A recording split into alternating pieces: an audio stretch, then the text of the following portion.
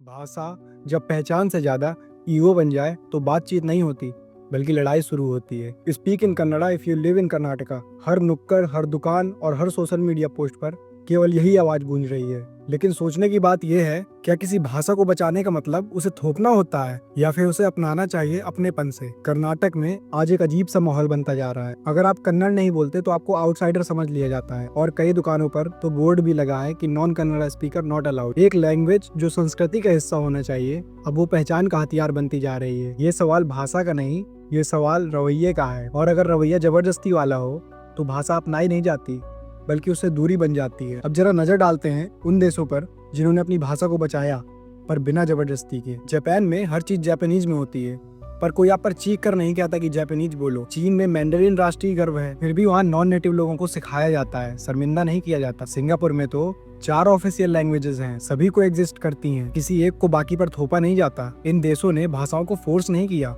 बल्कि और एक्सेसिबल बनाया ताकि सब लोग आसानी से उसे सीख सके और इससे उन भाषाओं को सम्मान भी मिलता है जो वो डिजर्व करती है। जब कोई कहता है कि अगर आपको यहाँ रहना है तो हमारी भाषा बोलनी होगी, तब वो आपको सिखा नहीं रहा होता बल्कि एक दीवार खड़ी कर रहा होता है, क्योंकि भाषा का रिश्ता दिल से होता है और दिल पर कोई कंट्रोल नहीं होता। स्कूल में बच्चों को मदर टंग बोलने पर डांटा जाता है और बाहर लोकल लैंग्वेज न बोलने पर शर्मिंदा किया जाता है। यानी हर दिशा से दबाव और बीच में भाषा की आत्मा तो मरती ही जा रही है। भाषा जब आइडेंटिटी चेक बन जाए तो संवाद रुक जाता है। एंड में मैं यही कहूंगा कि भाषा को अगर बचाना है तो डरा कर नहीं बल्कि प्यार और गर्व के साथ सिखाना होगा। माना कि कन्नड़ा हमारी विरासत है, लेकिन कोई विरासत तब तक जिंदा नहीं रह सकती जब तक वो सबकी ना हो। दूसरे राज्यों से आए लोग दुश्मन नहीं है, वो भी इस जमीन का हिस्सा बन सकते हैं अगर उन्हें अपनाया जाए, थोपा नहीं। भाषा एक आवाज है और आवाज सिर्फ तभी सुनी जाती है जब उसमें वार्मथ हो, गुस्सा नहीं, क्योंकि भाषा सिर्फ तब तक जिंदा रहती है जब तक उसे दिल से बोला जाए।